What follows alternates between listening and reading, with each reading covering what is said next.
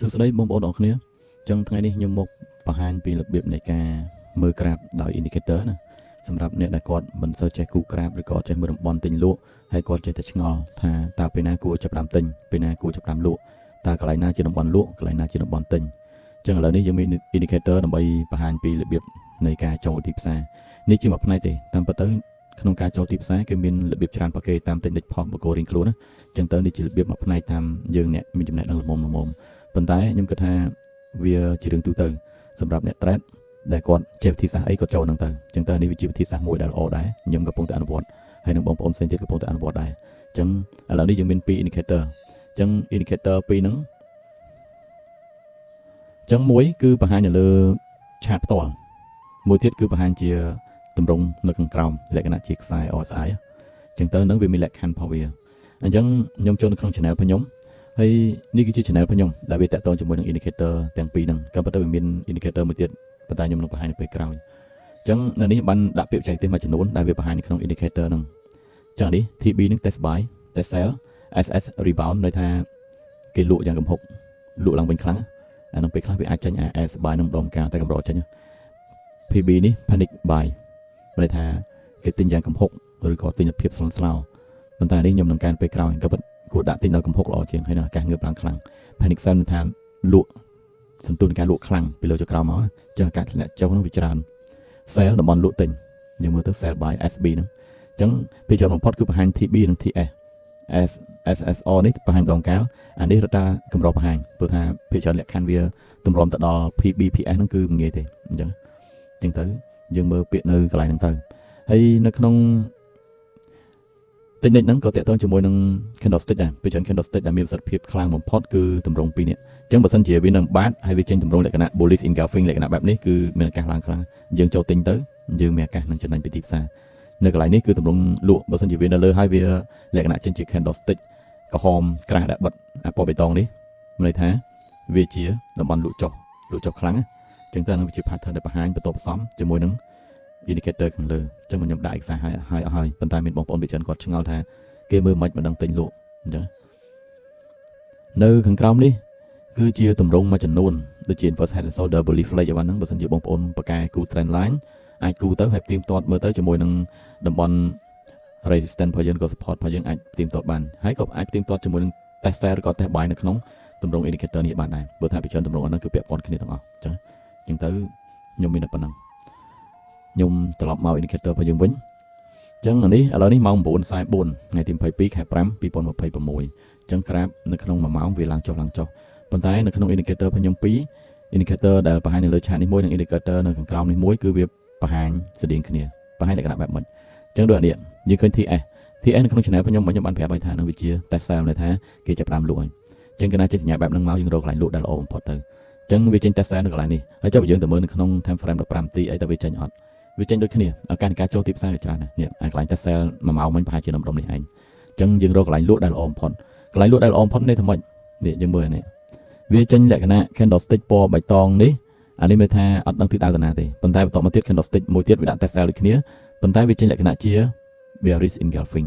ពីនេះបញ្ជាក់យើងបើយើងចូលទីផ្សារនៅក្នុង candlestick នេះឬក៏ចូលនៅនេះក៏យើងអាចរកកន្លែងចំណេញម្ដងនេះបានដែរឬក៏បើយើងទុក hold អាចម្ដងនេះផងអញ្ចឹងយើងគិតមើលទៅឧទាហរណ៍ថាយើងចូលនៅនេះចុះ4551យើងមក set target take profit នៅ4518យើងចំណេញច្រើនគួរសមអញ្ចឹងនៅហ្នឹងហើយនឹង candlestick នឹងក្រោមក៏ដូចគ្នាឃើញអានេះនៅពេលចេញ test sell អានេះចាប់ដើមចេញពណ៌បាទពណ៌រៀងពណ៌លឿងល្មៀតនេះវាចេញ6ចឹងនេះចេញបានអានេះចេញ6ដូចគ្នាចឹងន័យថា candlestick ហ្នឹងគឺស្តៀងគ្នាបើលើ confirm មកក្រោម confirm ន័យថាអាកាសធ្លាក់វាខ្ពស់ហើយយើងមើល pattern បន្តិចទៅយើងអាចចូលទីផ្សារបានហើយអញ្ចឹងពេលខ្លះលក្ខខណ្ឌនៅក្នុង candlestick នេះ indicator នៅក្នុង candlestick វារៀងធូរជាងនៅក្នុងឆាតនេះអញ្ចឹងឆាតនេះអត់ចេញទេឆាតនេះអត់ចេញទេប៉ុន្តែអានេះចេញ test buy មានន័យថាម៉េចមានន័យថាវាអនុញ្ញាតឲ្យយើង trade test buy មានថា TB មានថា test buy ហ្នឹងឯងយើងរកកន្លែងចូលទិញទៅនៅកន្លែងនេះក៏យើងមានឱកាសចំណេញដែរយើងចូលទិញដុំនេះយើងចាំលក់អីនៅមួយដុំនេះអីវ៉ាន់ក៏ចំណេញដែរយើងគិតមើលទៅឧទាហរណ៍យើងចូលនៅកន្លែង4497មកលក់នៅ4540អីវ៉ាន់ក៏យើងចំណេញដែរឃើញឱកាសចំណេញច្រើនប៉ុន្តែគ្រាន់តែពីរហ្នឹងអានេះរៀងលក្ខខណ្ឌតឹងរឹងជាងខ្ញុំឲ្យវាតឹងរឹងជាងថាពេលខ្លះបើទីផ្សារវាធ្លាក់ខ្លាំងពេកជាងការមើលក្រោមបែបទៀងទាត់បើលើវាមានហានិភ័យអញ្ចឹងអាក្រោម វាកម្រចេញតែវាចេញច្បាស់ហ្មងតែលើវាឆាប់ចេញប៉ុន្តែយើងត្រូវទទួលហានិភ័យរបស់យើងដែររកកន្លែងចូលទិញខ្លួនឯងដូចខ្ញុំបញ្ជាក់ចឹងថា indicator ទាំងអស់នៅលើទីផ្សារនៅក្នុង trading view ក៏ដោយឬក៏ពីណាក៏ដោយ indicator វាមិនមែនបោះ signal មកត្រូវទេអាស្រ័យទៅលើខ្លួនយើងតែយើងហ៊ានបន្ថយអត់តែយើងហ៊ានចូលអត់តែយើងហ៊ានចំណេញក៏ហ៊ានខាតឬក៏ហ៊ានដាក់ stop loss លក្ខណៈបែបមិនអត់អញ្ចឹងជាមូលហេតុដែលខ្ញុំអត់ដាក់លក្ខណៈជា signal ឲ្យចូលទេរកកន្លែងចូលខ្លួនឯងទៅដើម្បីទូក៏ត្រូវខ្លួនឯងហើយជាការរៀនសូត្រដែរអញ្ចឹងជារួមនៅក្នុង indicator របស់ខ្ញុំគឺសំដៅទៅលើប្រភេទខ្សែ RSI ហើយនិងតំបន់ oversell និង overbuy ខ្ញុំផ្ដោតសំខាន់ទៅលើហ្នឹង trader មួយចំនួនដែលគាត់ជំនាញហ្នឹងគឺគាត់រកវិធីសាស្ត្រច្រើនបែបច្រើនយ៉ាងគាត់រៀនថ្នាក់ជាច្រើនគោលដៅរបស់គាត់គឺតែមួយទេគឺរកចំណេញពីទីផ្សារ forex អញ្ចឹងបើសិនយើងតេស្តវិធីសាស្ត្រណាដែលយើងបានផលអីយើងនេះទៅយើងប្រើទៅហើយយើងក៏ប្រែរៀនសូត្រថែមផងព្រោះថា pattern candlestick ជាច្រើនcandlestick មួយនេះដែលវាមានលក្ខណៈជាសញ្ញាមួយឬក៏ឈ្មោះមួយហ្នឹងក៏មានអត្ថន័យរបស់វាដែរអញ្ចឹងចេះច្រើនកាលណាល្អកាលហ្នឹងទេបើយើងចេះក្បួន COT ឬក៏ FVG ឬក៏ក្បួនផ្សេងទៀតអីយើងអាចចំណាយលើរៀនក៏ចំណាយទៅចេះច្រើនកាលណាល្អកាលហ្នឹងមានពាក្យតាមយ៉ាងទេគេថាកុំខ្ជិលរៀនបើខ្ជិលរៀនចង់ចំណេញទីផ្សារគេថាវាមិនអាចទៅរួចទេអញ្ចឹងហើយមួយទៀត signal របស់មកគេបោះឲ្យចូលទិញឲ្យលក់អីវ៉ាន់ពេលខ្លះគេបោះត្រូវយើងចូលតាមគេសុបាយចិត្តអញ្ចឹងទៅចុះយើងចូលខុសខាតអ្នកណាមកខាតជាមួយយើងមានតែយើងខ្លួនឯងទេអញ្ចឹងខ្ញុំនិយាយជារួមចំពោះខ្លួនខ្ញុំគឺ oversell និង overbuy គឺជាតំបន់ដែលល្អបំផុតសម្រាប់ការចូលទិញលក់របស់ខ្ញុំអញ្ចឹងទៅខ្ញុំធ្វើ tool នេះឡើងអញ្ចឹងបន្តមកទៀតអញ្ចឹងអាកន្លែងនេះក៏ដូចគ្នាដែរកន្លែងនេះយើងឃើញថា candlestick ក្រហមនេះបិទអាខៀវនេះបិទអត់វាអត់បិទនៅពីលើចេះទេវាបិទនៅក្រោមចេះអញ្ចឹងន័យថាវាចេញ test buy យើងក៏អាចចូលទិញបានដែរបើយើងហ៊ានបន្ថយតែយើងគិតថាចង់បាន candlestick ណាដែលអាចបិទក្របពីលើអាក្រហមនេះបានវាថានេះបើយើងចូលនៅម្ដុំនេះឬក៏ចូលនៅពីលើនេះអីបានវាធ្លាក់ចុះយើងចាប់ដើមភ័យតែវាឡើងតិចយើងកាត់ចំណេញក៏យើងចូលបានដែរយើងចំណេញបានដែរអញ្ចឹងណាប៉ុន្តែរឿងចំណេញរឿងខាតដូចនិយាយចឹងសំខាន់លើយើងទប់ជាប់អត់តែប៉ុណ្្នឹងទេអញ្ចឹងសញ្ញាដែលវាបង្ហាញ test sell ឬក៏ test buy គឺភាគច្រើនណាស់ឱកាសច្រើនណាស់យ៉ាងហោចគេចូលជា 70% ដែរដែលយើងអាចចំណេញទីផ្សារបើយើងតាមវាតែថាយើងមានក្បួនច្បាប់ឲ្យបន្ថែមទៀតយើងចងដល់ខ្លួនឯងទៅរកចំណេញទៅនឹងវិធីសាស្ត្រនៃការប្រើចាក្រោមនេះបង្ហាញ4ឥឡូវនេះបង្ហាញ4ឱកាសច្បាស់ច្រើននៅហ្នឹងយើងឃើញត្រឹមតែ TS និង TB ទេចុះលក្ខណៈជា picnic sell ឬក៏ picnic buy ឬក៏ SSR strong side rebound អីហ្នឹងតើវានៅណាអាហ្នឹងតើយើង scroll history បន្តិចបានយើងអាចមើលឃើញនៅនេះវាច្រើនចេញ test sell test buy ច្រើននេះឧទាហរណ៍នេះមួយអញ្ចឹងនេះវាឲ្យ test sell តាំងពីណាម្ដេចមកបើយើងចូលនេះយើងច្បាស់ជាលងក្នុងទីផ្សារនេះចូលទៅនេះឃើញថាការ test sell គាត់ចាប់ផ្ដើមលក់ទេណាមិនមែនជាសញ្ញានៃការចូលផ្សារទេប៉ុន្តែយើងត្រូវការមើល candlestick ដែរថាវាបិទអត់អានេះអត់បិទ engulfing ផងហ្នឹងអត់បិទ engulfing ឲ្យវាឡើងទៅឡើងតែយើងក្នុងកំឡុងពេលហ្នឹងយើងក៏អង្គុយចាំមើលថាវាឡើងដល់ណាតែវាបិទ engulfing លក្ខណៈបែបម៉េចអញ្ចឹងឡើងដល់នេះអត់មានបិទ engulfing តែអ្វីដែលគួរចាប់អារម្មណ៍នេះដូចជាពណ៌បៃតងមួយដូចជាពណ៌ក្រហមមួយហើយបន្ទាប់មកទៀតវាបិទលក្ខណៈជា candlestick ដូចស្តៀង hammer នេះដូចស្តៀង hammer លក្ខណៈបែបហ្នឹងហើយស្រាប់តែនៅខាងក្រោមនេះអានេះវា2 4 6 7 6អានេះចេញ7ដូចគ្នាហើយបន្តទៀតវាចេញពាក្យថា sell នៅកន្លែងនេះមួយនេះអញ្ចឹងកន្លែងនេះលក្ខខណ្ឌផលវាគឺតឹងរឹងណាស់រំតែវាចេញអាហ្នឹងណាន័យថានេះវា oversold ដល់តំបន់ខ្សែផុសចន្លោះពី RSI 69អញ្ចឹង RSI 69វាចេញ sell ឲ្យយើងមួយអញ្ចឹងកាលណាចេញពាក្យថា sell សញ្ញាព្រួយក្រហមបែបនេះលក់ទៅអត់ខុសទេមានឱកាសចំណេញច្រើនហើយដូចយើងនឹងស្រាប់ហើយនៅក្នុងទីផ្សារលំហូរធំ15នាទី1ម៉ោង4ម៉ោងជាតំបន់ដែល secret បើ5នាទីហើយនឹង1នាទីយើងឆ្មក់បន្តិចចំណេញ 4-5 លេខឬក៏2 លេខអីកាត់ទៅអញ្ចឹងកុំលោភតែលោភពេលខ្លះលងទីផ្សារជួយយើងខាតក៏អាចថាបានដែរនៅក្នុង time frame 1នាទី5នាទីតែថាច្បាស់ហ្មង15នាទីហើយផ្ទៀងមួយ candlestick ផងបើចេញដូជីចេញ hammer ឬក៏ចេញ engulfing រត់ទៅល្អមានឱកាសចំណេញទីផ្សារច្រើនអញ្ចឹងនៅកន្លែងហ្នឹងខ្ញុំឃើញថាមានសញ្ញាឲ្យលក់នៅកន្លែងនេះមួយហើយបន្តទៀតមិនអានេះចេញ test sell អានេះចេញសញ្ញាមួយយើងអាចលក់បានប៉ុន្តែរក engulfing អានេះ engulfing ចូលលក់បានពេលខ្លះវាចេញឲ្យនេះគេចាប់ដើមលក់នៅនេះហើយបន្តទៀតវាអត់ចេញសញ្ញានៅម្លំល្អនេះទេប៉ុន្តែអនាគតនៃ candlestick យើងអាចមើល engulfing ជានេះទៅបើយើងហ៊ានចូលបើវាមានសញ្ញានៅកន្លែងនេះហើយយើងអត់ហ៊ានចូលនៅកន្លែងនេះអត់ដឹងថាម៉េចទេព្រោះថាតំបន់នោះស្ថិតតំបន់លក់អញ្ចឹងណាតែ sell នៅថាគេចាប់ដើមលក់មានន័យថាអញ្ចឹងខ្ញុំប្រាប់បងប្អូនថាកុំទាមទាររ signal ទាមទាររកន្លែងទេហើយចូលខ្លួនឯងទៅដល់នេះ test buy ហើយ test buy តែអត់មានបិទស្អី engulfing ទេដល់ពេលចេះស្ដាយនេះ test buy នឹងក្រោមហើយនេះអត់មានបិទ engulfing ទៀតវាដើរចូលឡើងនេះដល់មក test buy 3 candlestick នេះអញ្ចឹងបើហ៊ានទិញនៅក្នុង candlestick នេះក៏អាចមានឱកាសចំណេញដែរអានឹងយើងត្រូវតែហ៊ានប្រឈមនឹងខ្លួនឯងអានេះវាដល់តំបន់ RSI 20 ដូចជា18នេះអសា18ហើយបន្តទៀតវាឲ្យទិញអញ្ចឹងទិញនៅនេះលក់នៅនេះគឺនៅចំណេញអញ្ចឹងអាខាងក្រោមនេះលក្ខខណ្ឌតឹងរឹងមែនទែនអញ្ចឹងកាលណាលក្ខខណ្ឌតឹងរឹងរំតែវាចេញមួយឲ្យយើងបោះសញ្ញាហ្នឹងគឺមិនងាយទេប៉ុន្តែវាថាវាបោះសញ្ញាហើយអាការចំណេញក៏ខ្ពស់ដែរអញ្ចឹងចាប់អារម្មណ៍ផងបើសិនជានេះឲ្យទិញនេះឲ្យសញ្ញាទិញតាំងពីណាបណ្ដោយមកហើយគឺយើងទិញទៅអានេះជាសញ្ញាណា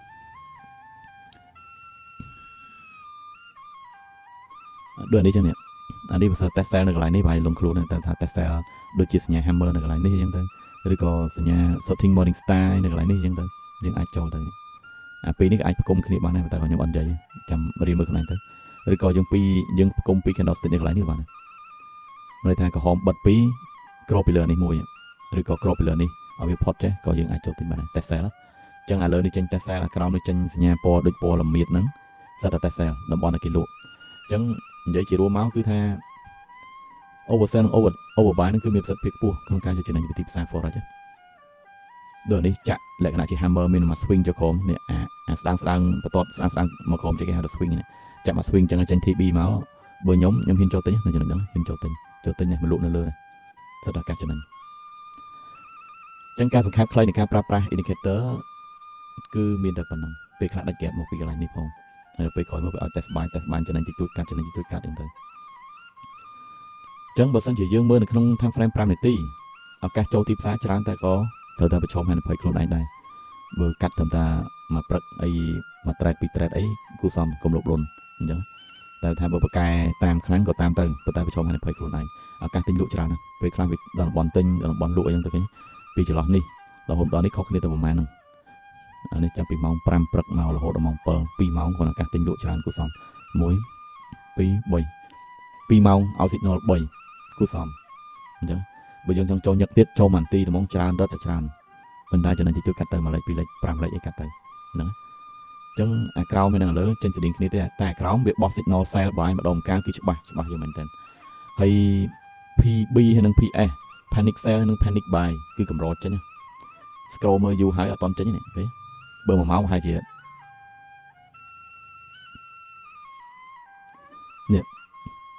នេះចេញ buy នៅកន្លែងនេះយើងអាចលក់នៅកន្លែងនេះប៉ុន្តែហ្នឹងក៏អត់តន់ច្បាស់ពេលខ្លះចឹងទីផ្សារធ្លាក់ចុះខ្លាំងសញ្ញាវាឲ្យ test buy មែនតែក៏ test buy real ពិតប្រាកដនៅកន្លែងនេះកន្លែង buy ពិតប្រាកដនៅកន្លែងនេះឬក៏ buy ពិតប្រាកដនៅកន្លែងនេះក្នុង time frame មកពេលខ្លះក៏វាប្រឆោតដែរអាហ្នឹងខ្ញុំហៅថា strap អញ្ចឹង strap ហ្នឹងសំខាន់ណាស់ខ្ញុំឧស្សាហ៍ forward ឲ្យតែអត់ដឹងថាមានបងប្អូនខ្លះគាត់ចាប់អារម្មណ៍ឬក៏អត់ទេអញ្ចឹងទៅគឺបងប្អូនចាប់អារម្មណ៍អីក៏អាសាផ្ទៀងផ្ទាត់មើលទៅជាមួយនឹង put strap ណាពេលខ្លះវាឲ្យ test buy នេះតែ strap វាឲ្យ test sell អញ្ចឹងន័យថា sell វាសុវត្ថិភាពជាងដូចនេះវាចេញលក្ខណៈគេនេះ buy signal rebound warning ចឹងន័យថាវាគេលក់ហើយស្រាប់តែមកដល់កន្លែងនេះវាពមៀនឲ្យយើងមានគេទិញទៅវិញណាន័យថាវាលក់កំហុកហើយមានគេទិញកំហុកឡើងត្រឡប់ទៅវិញចឹងឱកាសឡើងគឺវាអាចមកដល់នេះដែរចឹងទៅស្ទើរឱកាសចំណេញហើយអានេះកម្ររបស់ស្អីនេះពណ៌បៃតង buy signal rebound warning នេះកម្រចេញជាង air buy នឹងផ្សេងនេះទៀតអញ្ចឹងបើវាចេញមួយយើងពិចារណាបានអានេះបើសិនជាដល់តំបន់ទិញអានេះក៏ចេញពណ៌ដែរណាចេញពណ៌បៃតងបើនៅលើវាចេញពណ៌ល្មៀតខ្ញុំដាក់ស្រួលមើលតែបើក្រោមវាចេញពណ៌បៃតងអញ្ចឹងអានេះចេញ test buy ឡើងពី4 5 6អានេះចេញតា4ទេមិនន័យថាលក្ខខណ្ឌខាងក្រោមតាំងជាងខាងលើដូចខ្ញុំបញ្ជាក់ម្ដងហើយម្ដងទៀតចង់ចូលទីផ្សារញឹកមើលខាងលើចង់ចូលទីផ្សារយ៉ាងច្បាស់បន្តិចចូលក្រោមតែបើថាពីរនឹងផ្ទៀងផ្ទាត់គ្នាហើយអាក្រោមមាន buy ក៏ sell ចូលទិញទៅប្រហែលជាមិនសូវខុសទេអញ្ចឹង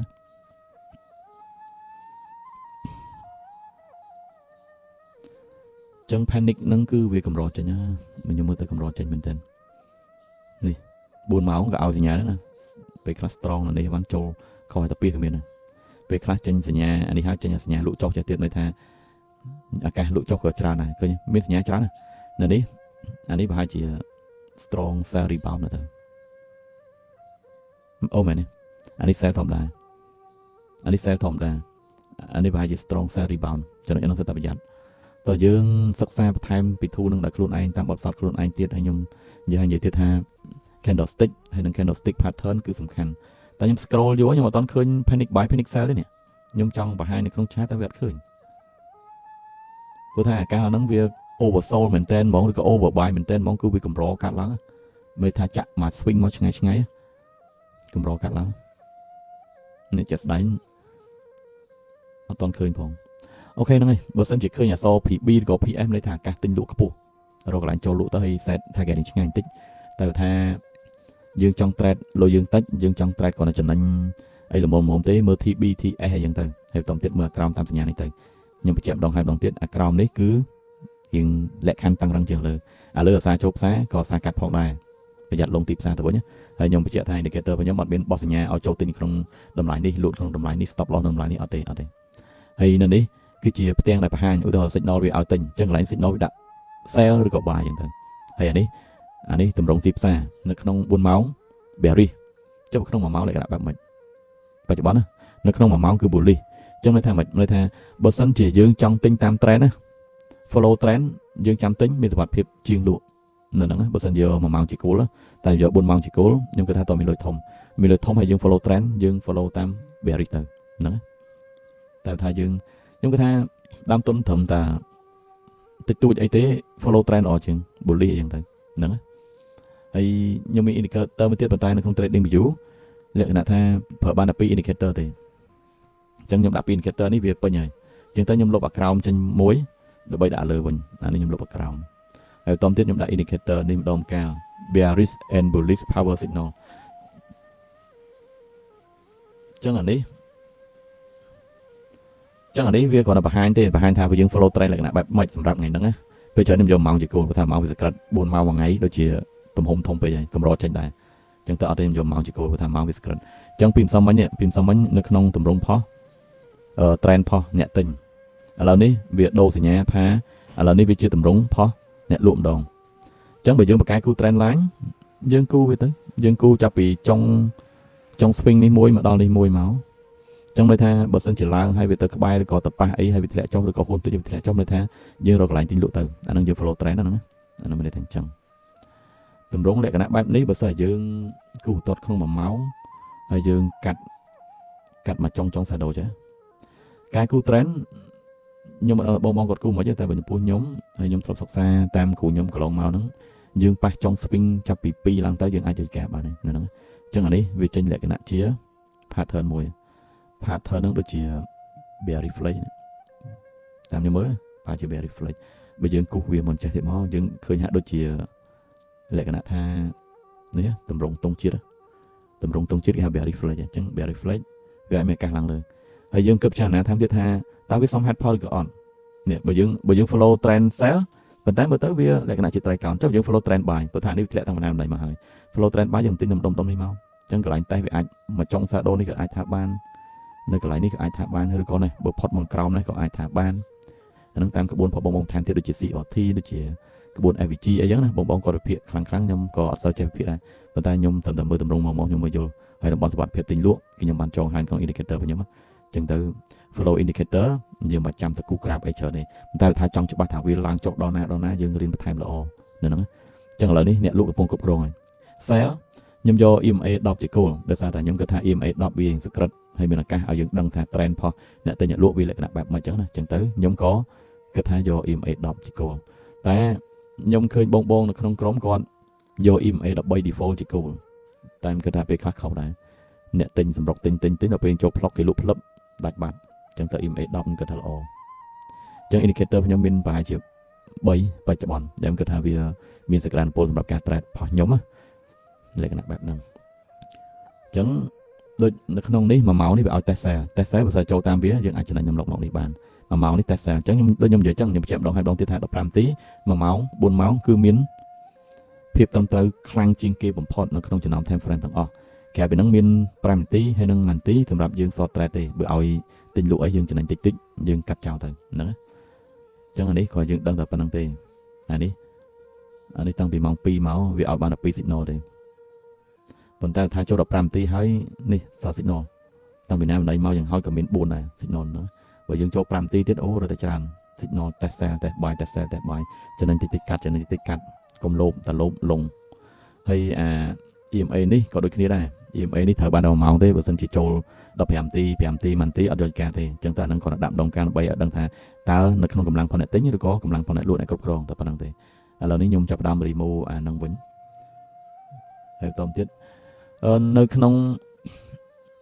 ចំពោះបងប្អូនក្នុងកុំព្យូទ័រអ្នកខ្លះគាត់ចេះដាក់អីចឹងទៅគាត់អាចចូលក្នុង indicator ហើយបន្តទៀត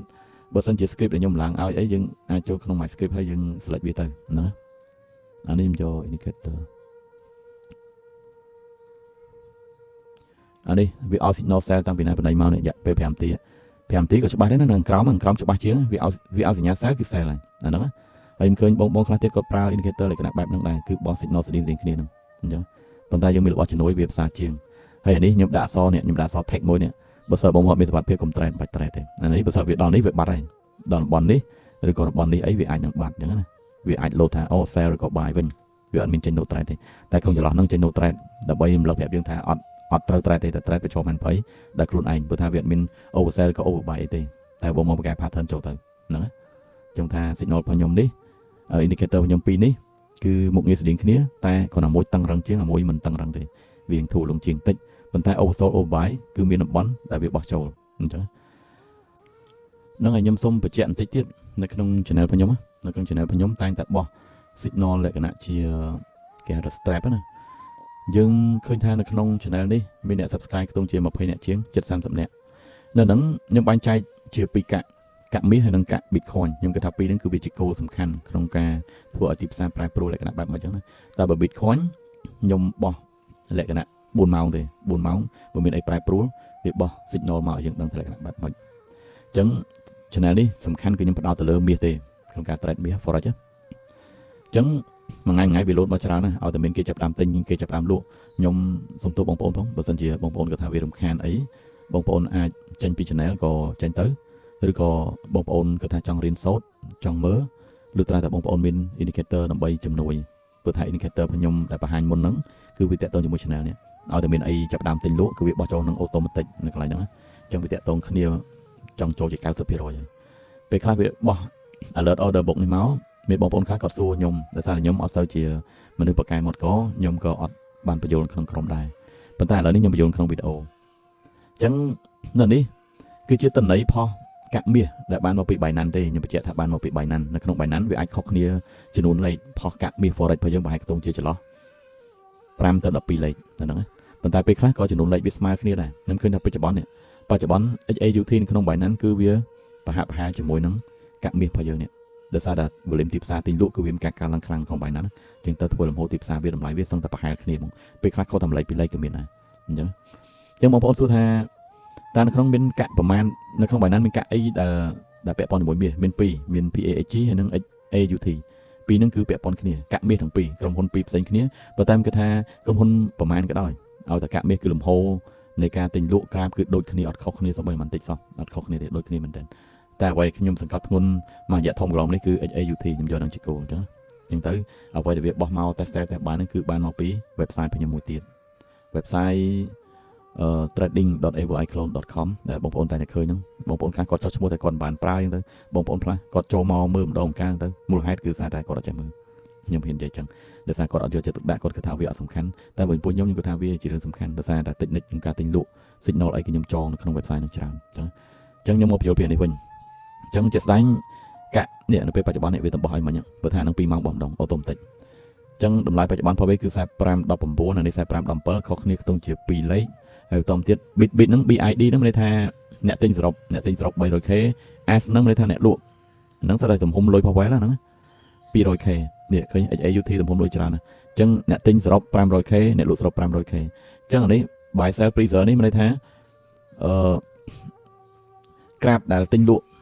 ចរាចរណ៍នៅក្នុង Binance ណាអាហ្នឹងវា live trade ហ្នឹងអញ្ចឹងអត់មាន fake ទេតែហ្នឹងគឺសិតតែបានផ្ទាល់ពី Binance អញ្ចឹងនៅនេះចំនួនអ្នកទិញចំនួនអ្នកលក់គឺប្រហែលគ្នាអ្នកទិញ 52% អ្នកលក់ 48%